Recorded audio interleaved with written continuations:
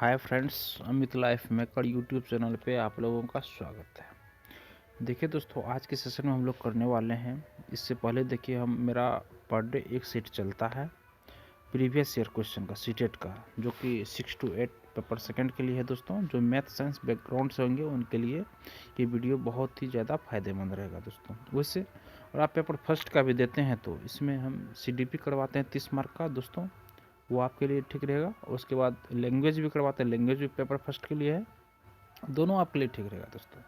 तो आप मेरा पूरा वीडियो कीजिए दोस्तों, क्योंकि ये प्रीवियस ईयर पूछा गया क्वेश्चन है दोस्तों, जो कि ऑनलाइन जब एग्ज़ाम हुई थी 2023 में, उस समय का सारा क्वेश्चन है। और उस समय का क्वेश्चन भी टफ आ रहा था दोस्तों। अभी जो क्वेश्चन आ रहा है उससे थोड़ा सा कम मॉडरेट ही आ रहा है, मगर आ रहा है ठीक ही क्वेश्चन।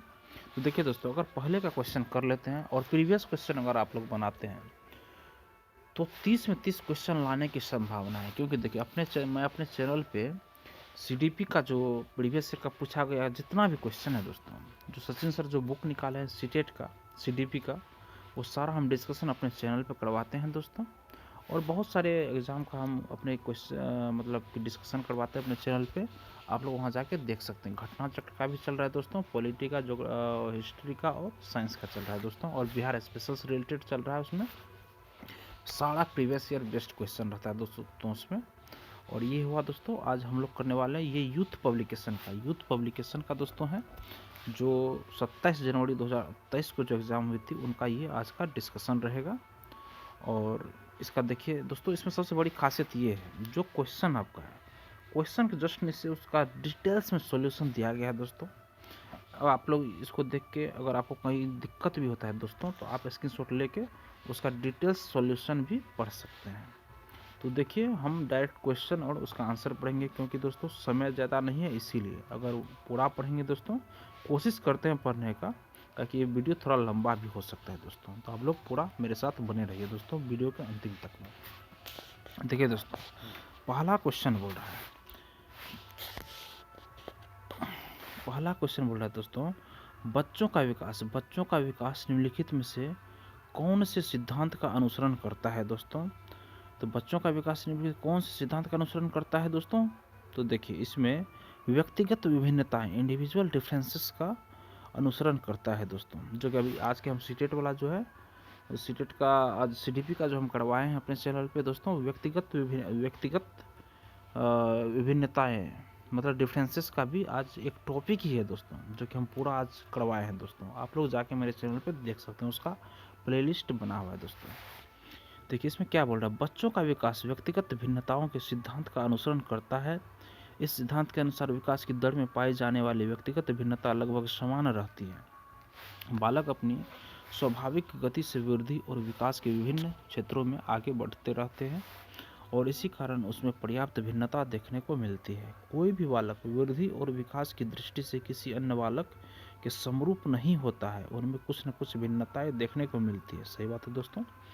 2 नंबर क्वेश्चन है, कथन और तर्क है दोस्तों। देखिए, एक बच्चे के शारीरिक विकास की दिशा पूर्ण तरह से उसके जन्म के समय निश्चित हो जाती है दोस्तों, ये कोई ऑप्शन गलत है। और तर्क है इसका, केवल अनुवांशिकता ही ऐसा एकमात्र कारक है जो बच्चों के विकास के लिए उतरता है दोस्तों। दोनों ऑप्शन ही गलत है दोस्तों। देखिए, ऑप्शन नंबर डी सही है इसका, दोनों ऑप्शन गलत है। देखिए क्या बोल रहा है, एक बच्चे के शारीरिक विकास की दिशा पूरी तरह से उसके जन्म के समय निश्चित हो जाती है, यह कथन गलत है, क्योंकि बच्चे का शारीरिक विकास जन्म के बाद उसके रहन सहन, भोजन, उचित स्वास्थ्य आदि कारकों द्वारा निर्धारित होता है। एक बच्चे के विकास में आनुवंशिकता तथा वातावरण दोनों ही ऐसे कारक हैं जो बच्चों के विकास के लिए उत्तरदायी हैं। अतः यह तर्क पूर्णतः गलत है कि केवल आनुवंशिकता ही ऐसा एकमात्र कारक है जो बच्चों के विकास के लिए उत्तरदायी है। अगला क्वेश्चन है दोस्तों 3 नंबर में, मध्य बाल्यावस्था के दौरान दोस्तों, मध्य बाल्यावस्था के दौरान डैश जो कि समाजीकरण का प्राथमिक कारण है। तो देखिए, पहला ऑप्शन दोस्तों सही होगा, परिवार जो कि समाजीकरण का प्राथमिक कारक है, एक महत्वपूर्ण भूमिका निभाना जारी रखता है, लेकिन साथी और मीडिया जो कि समाजीकरण के द्वितीयक कारक हैं भी महत्वपूर्ण भूमिका निभाते हैं। देखिए, नंबर ऑप्शन सही होगा, साथी, परिवार, साथी और मीडिया। देखिए, मध्य बाल अवस्था के दौरान परिवार जो कि समाजीकरण का प्राथमिक कारक है एवं महत्वपूर्ण भूमिका निभाना जारी रखता है, लेकिन साथी और मीडिया जो कि समाजीकरण के द्वितीयक कारक है भी महत्वपूर्ण भूमिका निभाते हैं दोस्तों। 4 नंबर क्वेश्चन है, जीन पियाजे के अनुसार बच्चे किस स्तर पर अमूर्त तर्क करने की क्षमता विकसित कर लेते हैं दोस्तों? तो अमूर्त संज्ञानात्मक अवस्था में दोस्तों, अमूर्त संज्ञानात्मक अवस्था में तर्क करने का क्षमता हासिल कर लेते हैं। देखिए, जीन पियाजे के अनुसार बच्चे अमूर्त संज्ञानात्मक स्तर पर अमूर्त तर्क करने की क्षमता विकसित कर लेते हैं। और अगला क्वेश्चन है दोस्तों, और जिनको पूरा डिटेल सॉल्यूशन पढ़ना होगा दोस्तों वो स्क्रीनशॉट ले लेंगे और आप लोग पढ़िए आराम से। देखिए, 5 नंबर क्वेश्चन है, जीन पियाजे के सिद्धांतों में दूसरों के अनुभवों व सांसारिक दृष्टिकोण को अपनी दृष्टि से देखने की प्रवृत्ति क्या कहलाती है दोस्तों? तो आत्मकेंद्रियता इगोसेंट्रिसिज्म। देखिए, जीन पियाजे के सिद्धांतों में दूसरों के अनुभवों व सांसारिक दृष्टिकोण को अपनी दृष्टि से देखने की प्रवृत्ति आत्मकेंद्रियता कहलाती है। इस प्रवृत्ति के द्वारा बच्चा यह मान लेता है कि वह दुनिया का केंद्र है और सब कुछ उसके चारों ओर घूमता है। यह प्रवृत्ति पूर्व संक्रियात्मक अवस्था में उत्पन्न होती है, जिसमें बालक यह मानता है कि वह जो कर रहा है, सोच रहा है, वह सब ठीक है। 6 नंबर क्वेश्चन है, कोहलबर्ग के नैतिक विकास के अनुसार किस स्तर पर नैतिक समझ, सजा, इनाम व प्राधिकारियों की शक्ति पर आधारित होती है दोस्तों? तो पूर्व पारंपरिक स्तर पर। देखिए, कोहलबर्ग के नैतिक विकास के अनुसार पूर्व पारंपरिक स्तर पर नैतिक समझ, सजा, इनाम व प्राधिकारियों की शक्ति पर आधारित होती है। इस स्तर पर नैतिकता बाहरी रूप से नियंत्रित होती है तथा सजा से बचने या पुरस्कार प्राप्त करने के लिए प्राधिकरण के आंकड़ों द्वारा लगाए गए नियमों की पुष्टि की जाती है। पूर्व पारंपरिक स्तर के दौरान 2 चरण आज्ञाकारिता, सजा और स्वहित या यंत्रवाद है। पूर्व पारंपरिक नैतिक तर्क तब होता है जब बच्चे सजा से बचने या इनाम पाने के लिए नियमों का पालन करते हैं। 7 नंबर क्वेश्चन है दोस्तों, संज्ञानात्मक विकास में भाषा जैसे सांस्कृतिक साधनों के महत्व को दोस्तों लेव वाइगोत्स्की ने अपने सामाजिक सांस्कृतिक सिद्धांत में प्रस्तावित किया। 1 नंबर ऑप्शन सही होगा दोस्तों। देखिए क्या बोल रहा है, संज्ञानात्मक विकास में भाषा जैसे सांस्कृतिक साधनों के महत्व को लेव वाइगोत्स्की ने अपने सामाजिक सांस्कृतिक सिद्धांत में प्रस्तावित किया है। इस सिद्धांत के अनुसार बालक के संज्ञानात्मक विकास पर सामाजिक कारकों, परिवार, समाज, विद्यालय, मित्र मंडली, परिवेश व भाषा का प्रभाव पड़ता है। वाइगोत्स्की के अनुसार बालक का विकास समाज के द्वारा होता है, अर्थात सामाजिक अंतःक्रिया के द्वारा बालक ज्ञान का अर्जन करता है, जिसके फलस्वरूप उनका संज्ञानात्मक, शारीरिक व सामाजिक विकास होता है दोस्तों।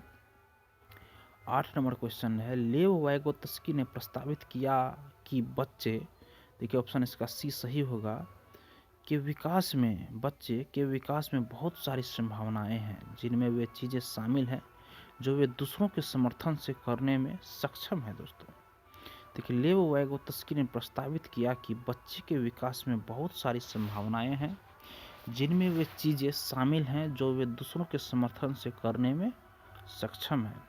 और 9 नंबर क्वेश्चन है दोस्तों, एक प्रगतिशील कक्षा में शिक्षिका, यह नंबर ऑप्शन सही है, बच्चों की रुचि के अनुरूप करके सीखने की पद्धति का पालन करते हैं, एक प्रगतिशील कक्षा में। देखिए, प्रगतिशील कक्षा में छात्रों के लिए वास्तविक दुनिया की स्थितियों का अनुभव करने का सबसे अच्छा तरीका है। इसमें शिक्षिका बच्चों की रुचि के अनुरूप करके सीखने की पद्धति का पालन करती है, बच्चों को ज्ञान के निर्माण के लिए पर्याप्त अवसर प्रदान करती है तथा विद्यार्थियों को उनके अकादमिक अंकों के आधार पर नामांकित करती है। प्रगतिशील कक्षा में अध्यापक द्वारा निर्धारित पाठ्यक्रम का पालन किया जाता है तथा विद्यार्थियों में प्रतिस्पर्धा पर बल दिया जाता है। अगला क्वेश्चन होगा दोस्तों, 10 नंबर में बोल रहा है, खुद को समझने व अपने विचार, संवेग, भावनाओं, प्रेरण को पहचानने के कौशल किस प्रकार की बुद्धि में शामिल है दोस्तों? तो अंतःवैयक्तिक बुद्धि में शामिल है, अंतःवैयक्तिक बुद्धि में। देखिए, खुद को समझने व अपने विचार, संवेग, भावनाओं, अभिप्रेरण को पहचानने के कौशल अंतःवैयक्तिक बुद्धि में शामिल है। अतः अंतः व्यक्ति की बुद्धि स्वयं की भावनाओं, भय और इच्छाओं को समझने की क्षमता विकसित हो जाती है। अंतः व्यक्ति की बुद्धि जीवन को प्रभावी ढंग से योजनाबद्ध करने, विनियमित करने और प्रबंधित करने की क्षमता है दोस्तों। अगला क्वेश्चन है लेव वाइगोत्स्की के अनुसार, सी नंबर ऑप्शन सही है, भाषा उन साझे अनुभवों को सुसाधित करती है जो संज्ञानात्मक प्रक्रियाओं के लिए आवश्यक है दोस्तों। देखिए लेव वाइगोत्स्की के अनुसार भाषा उन साझे अनुभवों को सुसाधित करती है जो संज्ञानात्मक प्रक्रियाओं के लिए आवश्यक है। वाइगोत्स्की के अनुसार भाषा समाज द्वारा दिया गया प्रमुख सांकेतिक उपकरण है जो कि बालक के विकास में विशेष रूप से महत्वपूर्ण है दोस्तों। 12 नंबर क्वेश्चन है दोस्तों, अधिगम के आकलन करने में निम्नलिखित में से क्या शामिल है? अधिगम के आकलन करने में निम्नलिखित में से क्या शामिल है? तो 2-3 ऑप्शन सही है। विद्यार्थियों के चिंतन प्रक्रियाओं को समझना, 3 नंबर ऑप्शन सही है। बच्चों के सीखने की तैयारी के स्तर का पता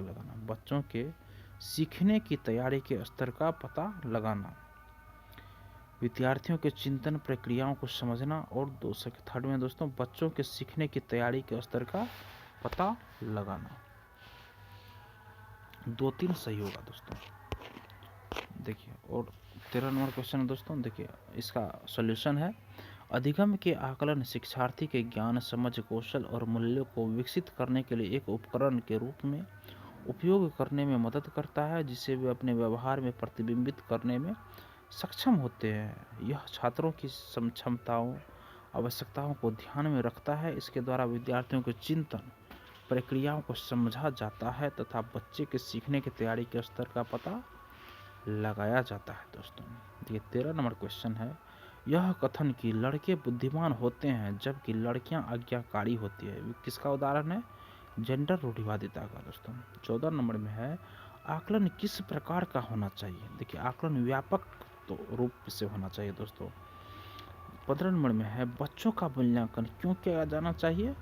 तो ऑप्शन नंबर डी सही है, सीखने सिखाने की प्रक्रिया में सुधार करने के लिए। 16 नंबर क्वेश्चन है, समावेशी शिक्षा किस पर बल देती है दोस्तों?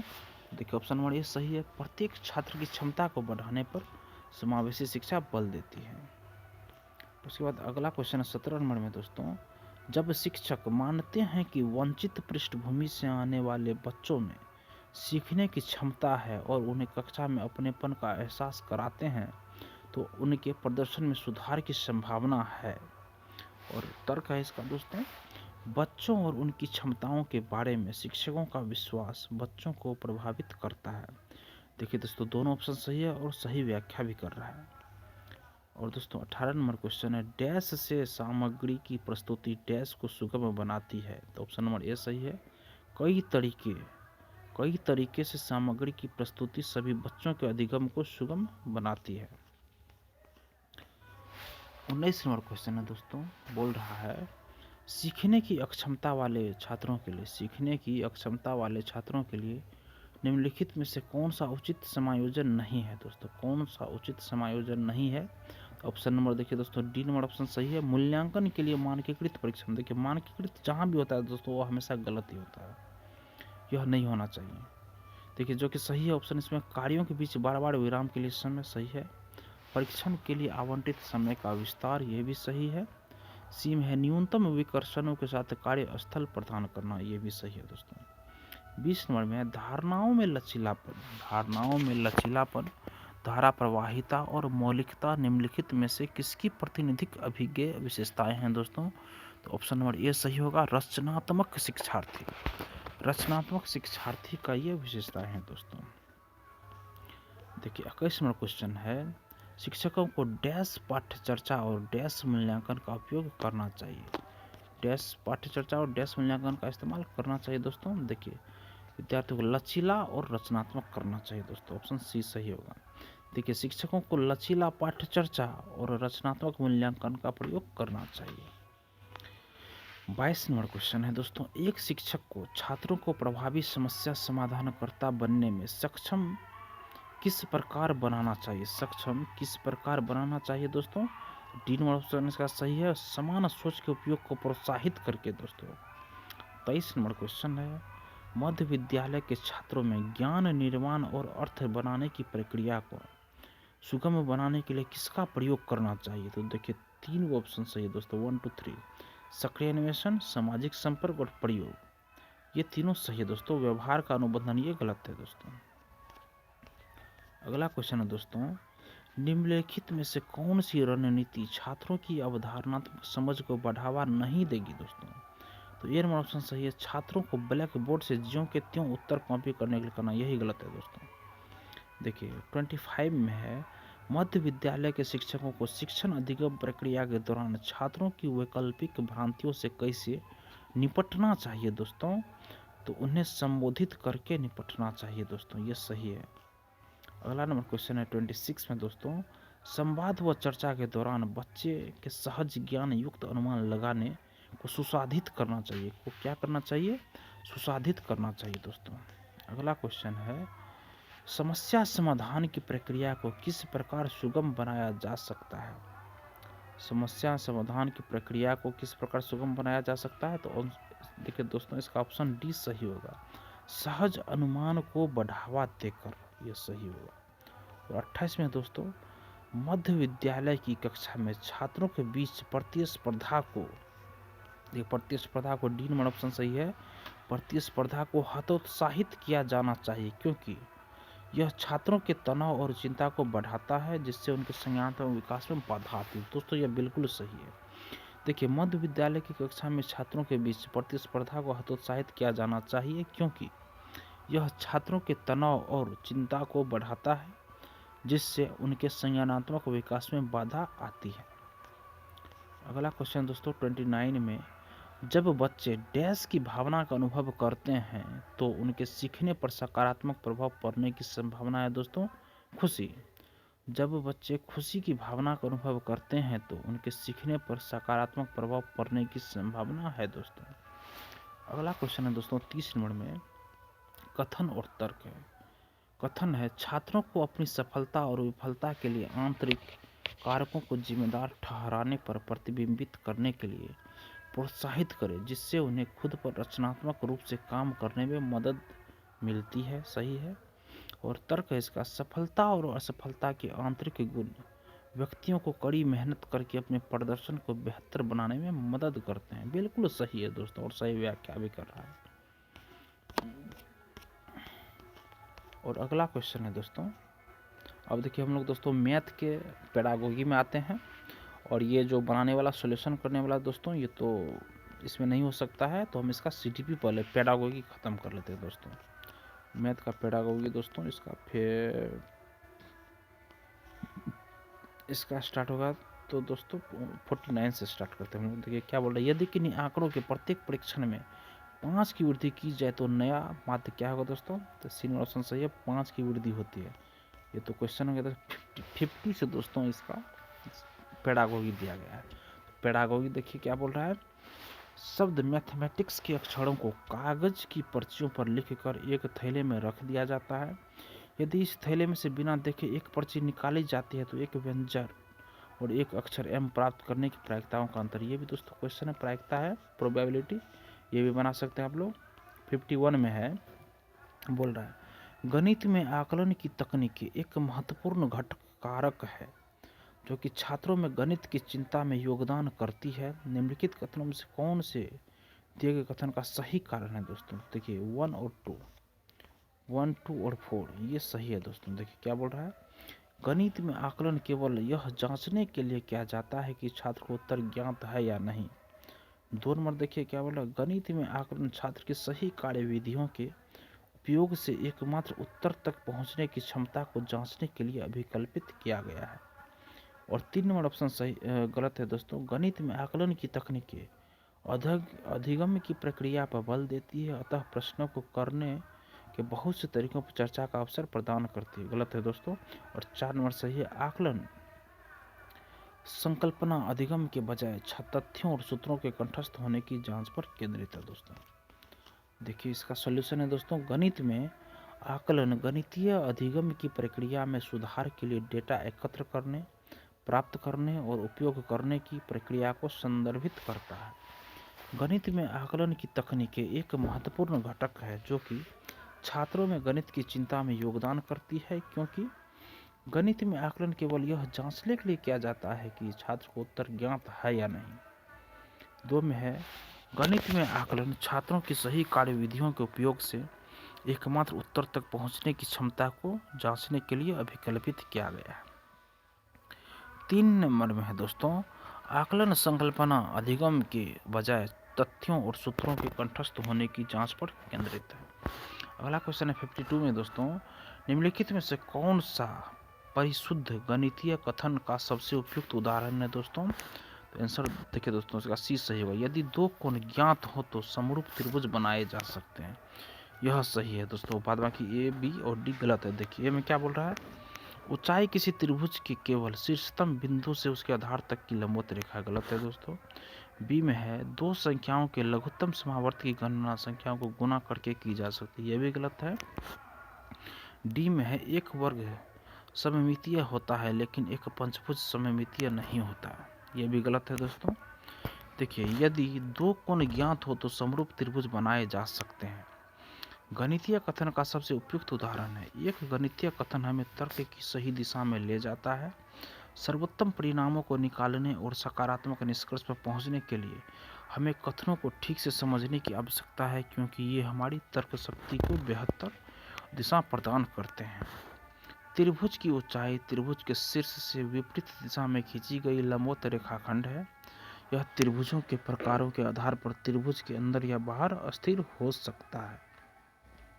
अधिक कोण त्रिभुज के लिए ऊंचाई त्रिभुज के बाहर होती है। समबाहु त्रिभुज की ऊंचाई शीर्ष से रेखाखंड है जो विपरीत दिशा में लंबवत है। समद्विबाहु त्रिभुज की ऊंचाई शीर्ष के कोण को समद्विभाजित करती है और आधार को समद्विभाजित करती है दोस्तों। अगला क्वेश्चन है दोस्तों, देखिए ये सही है। उसके बाद 53 नंबर क्वेश्चन है दोस्तों, एक अध्यापिका छात्रों को कुछ वृत्त खींचने तथा उनकी त्रिज्या और व्यास मापने के लिए कहती है। इसके पश्चात वह छात्रों को प्रत्येक वृत्त की त्रिज्या और व्यास के बीच के संबंध को ज्ञात करने तथा उनके परिणामों का निष्कर्ष निकालने के लिए कहती है। यह विधि उदाहरण है दोस्तों, किसका उदाहरण है?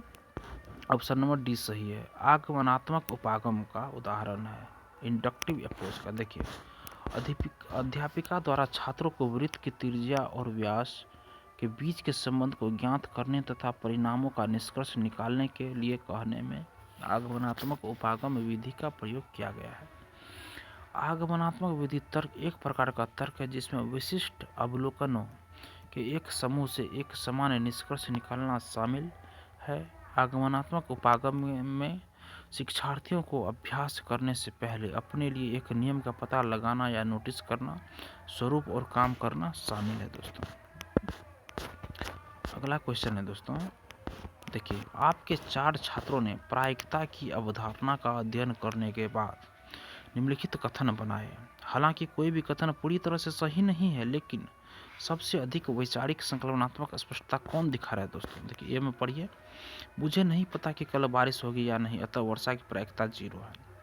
बी में है, यदि मुझे यकीन है कि मेरी मनपसंद टीम कल का मैच जीतेगी, अतः यहाँ प्रायिकता प्रासंगिक नहीं है।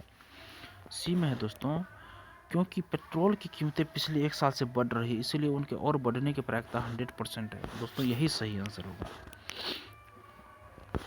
देखिए, 55 नंबर क्वेश्चन है, सुश्री समीना भिन्नों की अवधारणा प्रस्तुत कर रही है। उन्होंने 3 अधिगम गतिविधियों की योजना बनाई है।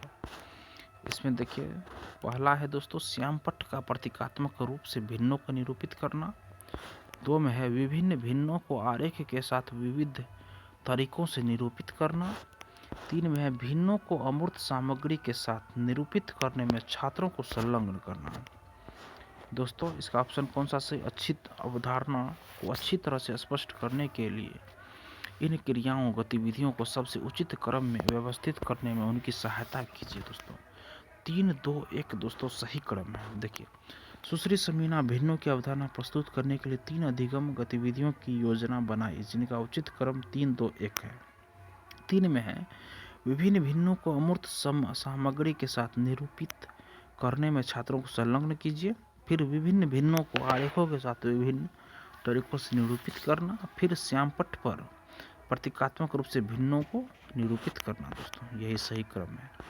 और 56 नंबर क्वेश्चन है, निम्नलिखित में से कौन सा कथन गणित और उसके शिक्षा शास्त्र के लिए राष्ट्रीय पाठ चर्चा रूपरेखा 2005 के दृष्टिकोण से मेल खाता है? तो पहला ऑप्शन है गणित चिंतन का एक तरीका है। सही है बिल्कुल दोस्तों, यही मेल खाता है। और ऑप्शन देख लीजिए, बी में है परिकलन सारे गणित का सार है। गलत है दोस्तों। सी में है गणित में शिक्षार्थियों में आपस में प्रतिस्पर्धा उत्पन्न की जाए। ये भी गलत है। और डी में है दोस्तों, नियमित परीक्षाएं समस्या समाधान के कौशल के विकास की ओर अग्रसर करती है। ये भी गलत है दोस्तों। गणित चिंतन का एक तरीका है कथन गणित और उसके शिक्षा शास्त्र के दृष्टिकोण से मेल खाता है। एनसीएफ 2005 के अनुसार स्कूल में गणित के शिक्षा का मुख्य उद्देश्य बच्चे की विचार प्रक्रिया का गणितीयकरण है। बच्चे के संसाधनों को गणितीय रूप से गणितीयकरण है। बच्चे के संसाधनों को गणितीय रूप से सोचने और तर्क करने के लिए विकसित करना है, ताकि उनकी तार्किक निष्कर्ष पर धारणाओं को आगे बढ़ाया जा सके और अमूर्तता को संभाला जा सके। अगला क्वेश्चन है 57 में दोस्तों, एक छात्र ने व्यंजक 3x + 2x + 5 + 6 को 16x के रूप में सरलीकृत किया है। एक अध्यापक के लिए इस भ्रांति को दूर करने के लिए सबसे उपयुक्त अगला कदम कौन सा है दोस्तों? तो ए नंबर सही होगा। चर का अर्थ समझाएं और यह भी कि एक स्थिरांक से कैसे भिन्न होता है। स्थिरांक से कैसे भिन्न होता है दोस्तों। तो ये नंबर ऑप्शन सही होगा। देखिए, और सब BCD गलत होगा दोस्तों। देखिए, छात्र ने व्यंजक इतना को 16x के रूप में सरलीकृत। इस भ्रांति को दूर करने के लिए सबसे उपयुक्त कदम चर का अर्थ समझाइए और यह भी कि एक स्थिरांक के भिन्न कैसे होता है। अगला क्वेश्चन दोस्तों 58 में, सुश्री सुजन अपनी कक्षा में एक शतरंज लाई। निम्नलिखित में से कौन सा शतरंज का उपयोग करके पढ़ाए जाने के लिए सबसे कम उपयुक्त है? तो प्रतिशतता, परसेंटेज सबसे कम उपयुक्त है। भिन्न क्षेत्रफल सर्वांग क्षमता थोड़ा आती है, प्रतिशत कम है। देखिए, सुश्री सुजन अपनी कक्षा में शतरंज का उपयोग करके प्रतिशतता को पढ़ने में विफल रहेगी। भिन्न क्षेत्रफल तथा सर्वांग क्षमता की अवधारणा को शतरंज का उपयोग करके पढ़ाया जा सकता है। 59 में है जियो बोर्ड के उपयोग से निम्नलिखित में से कौन सी अवधारणाएं सिखाई जा सकती है? ऑप्शन नंबर सी सही, क्षेत्रफल और परिणाम सिखाई जा सकती है। देखिए दोस्तों, जियो बोर्ड के उपयोग से क्षेत्रफल और परिमाप अवधारणाएं सिखाई जा सकती है। जियो बोर्ड लकड़ी का बना एक बोर्ड होता है जिस पर अनेकों कील लगे होते हैं। जियो बोर्ड पर रबड़ बैंड या धागे का इस्तेमाल करके बच्चों को खुली या बंद आकृति को सिखाया जाता है।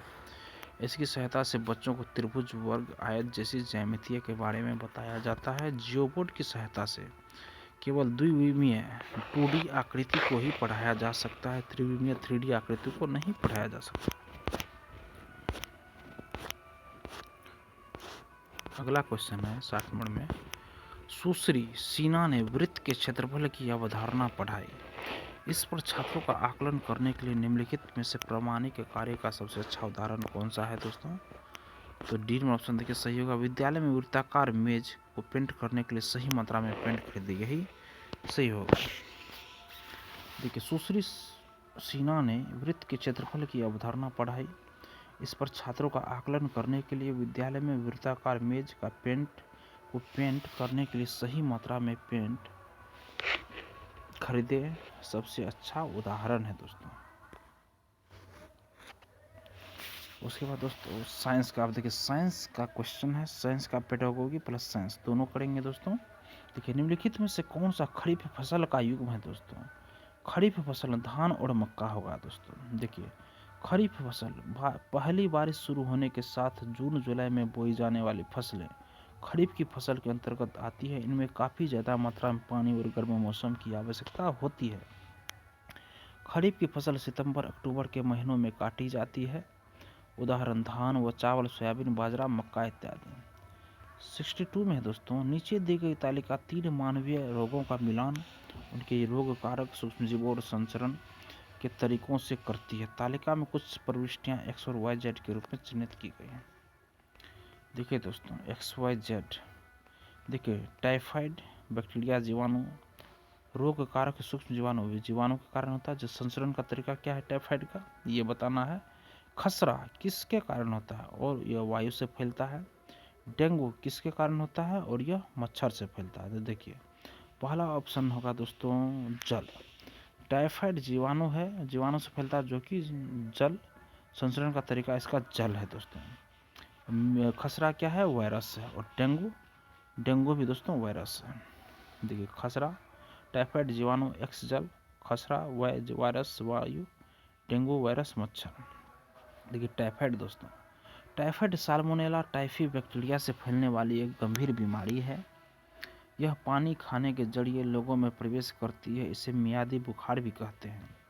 इससे बचाव के लिए वैक्सीन, हाथों की सफाई, उबला हुआ पानी का प्रयोग इत्यादि किया जा सकता है। खसरा दोस्तों मिजल्स, खसरा एक संक्रामक रोग है जो मोरबीली वायरस परिवार के एक वायरस पैरामिक्सो वायरस के कारण होता है। यह सीधे संपर्क के जरिए या हवा के द्वारा फैलता है। डेंगू, यह एक मच्छर जनित वायरल इन्फेक्शन है। यह एडीज मच्छर के काटने से होता है। इसे हड्डी तोड़ बुखार भी कहते हैं। 63 नंबर क्वेश्चन है, नीचे दिए गए कथनों को ध्यानपूर्वक पढ़िए और सही विकल्प का चयन कीजिए। अभी कथन ए में थर्मामीटर में पारे का उपयोग होता है। कारण फर्स्ट में है पारा ऊष्मा का अच्छा सुचालक है। कारण सेकंड है गर्म किए जाने पर पारे का समान रूप से प्रसार होता है। इसका ऑप्शन दोस्तों ए सही होगा। मतलब देखिए R1 और R2 दोनों कारण सही है और मिलकर ए की सही व्याख्या करते हैं। सब सही है दोस्तों। ऐसा देखिए तो 64 नंबर क्वेश्चन, नीचे दिए गए कथनों को पढ़िए। सभी प्रोटोजोआ एक कोशिकीय होते हैं। 2 में सभी बैक्टीरिया एक कोशिकीय होते हैं। और 3 में सभी मानव एक कोशिकीय होते हैं। गलत है दोस्तों, 1, 2 सही है, तीसरा गलत है। देखिए प्रोटोजोआ संघ के सभी प्राणी एक कोशिकीय होते हैं। रचना और क्रिया की दृष्टि से अपने आप में पूर्ण माने जाते हैं। कई प्रोटोजोआ हैं जो जानवर और मनुष्यों में विभिन्न बीमारियों का कारण बनते हैं, जैसे प्लाज्मोडियम मलेरिया, ट्रिपेनोसोमा नींद की बीमारी इत्यादि। बैक्टीरिया एकल कोशिका वाले रोगाणु होते हैं जिनमें केंद्रक स्पष्ट नहीं होता है, जबकि कवक हरित लवक रहित संकेंद्रीय संवहन उत्तक रहित थैलोफाइटा है। ये विविध पोषी होते हैं। सभी मनुष्य बहुकोशिकीय होते हैं। 65 नंबर क्वेश्चन है दोस्तों, 2 धात्विक केंद्रों ए व बी के अर्धव्यास 3:1 के अनुपात में है और उनके घनत्व 1:3 के अनुपात में है। ए और बी के द्रव्यमानों का अनुपात क्या होगा दोस्तों, 9:1 होगा। 9:1।